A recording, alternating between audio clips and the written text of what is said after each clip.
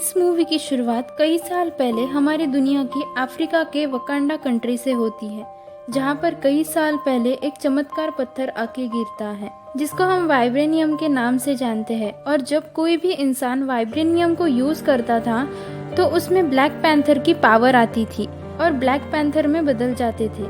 इसके बाद वकांडा बहुत अच्छी और डेवलप कंट्री बन गई थी। इसके बाद मूवी का सीन 1992 में दिखाया जाता है, जहाँ पर हमें सोसाइटी दिखाई जाती है और वहाँ पर तभी किंग आते हैं, किंग टचाका, जो वकांडा कंट्री के किंग थे। और वो वहाँ पर आके नजोबो नाम के एक आदमी से मिलते हैं। वो उसको कहते हैं कि तुम हमारी कंट्री से वाइब्रेनियम को चुराते हो और यहाँ आकर दूसरे लोगों को बेच रहे हो। किंग टचाका ने नजोबो के पास अपना एक जासूस छोड़ रखा था और अब यहाँ पर नजोबो का सारा सच किंग टचाका के सामने आ गया था।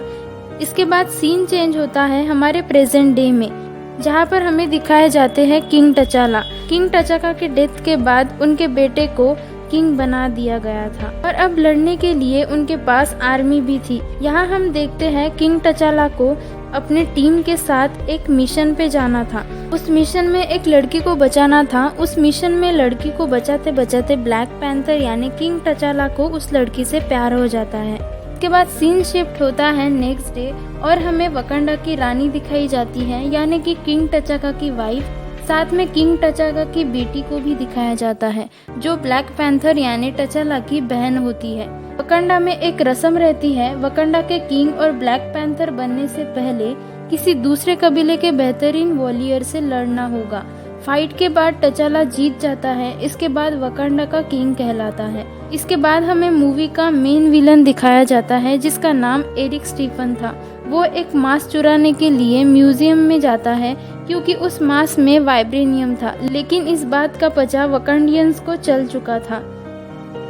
तभी ब्लैक पैंथर अपनी पूरी टीम के साथ एक प्लान बनाता है। जैसे ही एरिक उस वाइब्रेनियम को असल चोर को बेचने जाएगा, हम उसे पकड़ लेंगे।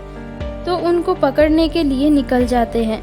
वो एक क्लब में जाता है, दोनों में फाइट होती है। जो चोरों का सरदार था उसके पास में भी वो वाइब्रेनियम था, जिससे उसने अलग अलग वेपन्स बनाए थे और वो खुद को बचा के भाग जाता है। लेकिन ब्लैक पैंथर उसे पकड़ लेता है। इंस्पेक्टर उससे सारी इन्फॉर्मेशन लेता है। वहाँ पे और भी वकांडियंस थे जो उनकी बातों को सुन रहे थे। यहाँ एरिक ब्लास्ट करवाता है और उस चोर को छुड़वा लेता है। इंस्पेक्टर की जान बचाने के लिए ब्लैक पैंथर उसे वकांडा ले आते हैं ताकि वो ठीक कर सके। इसके बाद ब्लैक पैंथर अपने फादर के फ्रेंड से मिलता है। वो उसे ऐसी जड़ी बूटी पिलाता है जिसकी वजह से वो अपने फादर की यादों को देख सकता है और वो अपने फादर से मिलता है। वो अपने फादर से पूछता है कि आपने 1992 में किसी को मारा था, क्योंकि उस वजह से वाइब्रेनियम हर जगह फैलने लगा है। उसके फादर बताते हैं कि मैं उस वक्त अगर उस आदमी को नहीं मारता तो वो मेरे फ्रेंड को मार देता, इसीलिए मुझे उस आदमी नजोबो को मारना पड़ा। यहाँ पर ब्लैक पैंथर पूछता है कि उसके बेटे का क्या हुआ। किंग टचाका बिना बोले वहाँ से चले जाते हैं। यहाँ हमें पता चलता है कि वो बच्चा कोई और नहीं बल्कि एरिक स्टीफन था। हम एरिक को देखते हैं, वो उस चोर को लेकर ऐसे जगह जाता है जहाँ का किसी को भी पता नहीं था। एरिक अपना असली चेहरा दिखाता है और उस चोर को मार देता है और वकांडा के अंदर पहुँच जाता है और वो बताता है कि तुम्हारे फादर ने मेरे फादर को मारा था और यहाँ का किंग मैं हूँ। अब यहाँ एक रस्म रहती थी। अब हम यहाँ उन दोनों की फाइट देखते हैं, लेकिन एरिक फाइट में चीटिंग करके किंग टचाला को मार देता है, साथ ही उसके फादर के दोस्त को भी मार देता है। इसके बाद वो टचाला को पानी के एक बड़े से झरने में फेंक देता है। अब जब एरिक पूरे वकांडा का किंग बन गया था, उसका एक ही मकसद था कि उस वाइब्रेनियम को भी चोरों को बेचे, साथ ही इलीगल वेपन्स को बनाना ताकि पूरी दुनिया उनके सामने झुके। अब हम ब्लैक पैंथर के मदर को देखते हैं। वो अपनी बेटी और जिस लड़की को ब्लैक पैंथर ने बचाया था उसे और वो इंस्पेक्टर को लेके एक कबीले में जाते हैं ताकि उस कबीले का सरदार वो ब्लैक पैंथर के जान को बचा सके। वो उससे रिक्वेस्ट करते हैं। ब्लैक पैंथर को वो जड़ी बूटी पिलाकर उसके अंदर वो ब्लैक पैंथर के पावर्स आते हैं। अब टचाला एरिक से लड़ने के लिए पहुंच जाता है, लेकिन एरिक ने जहाज बना लिए थे वाइब्रेनियम का इस्तेमाल करते हुए। अब वो जहाज बेचने के लिए दूसरे कंट्रीज में तैयार थे।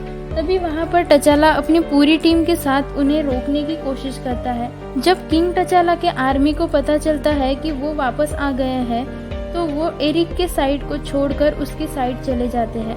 अब यहाँ एरिक और किंग टचाला के बीच जबरदस्त फाइट होती है, लेकिन इस फाइट के अंत में किंग टचाला एरिक को हरा ही देता है और किंग टचाला वाइब्रेनियम्स को दूसरे कंट्रीज में बेचने के लिए रेडी हो जाते हैं।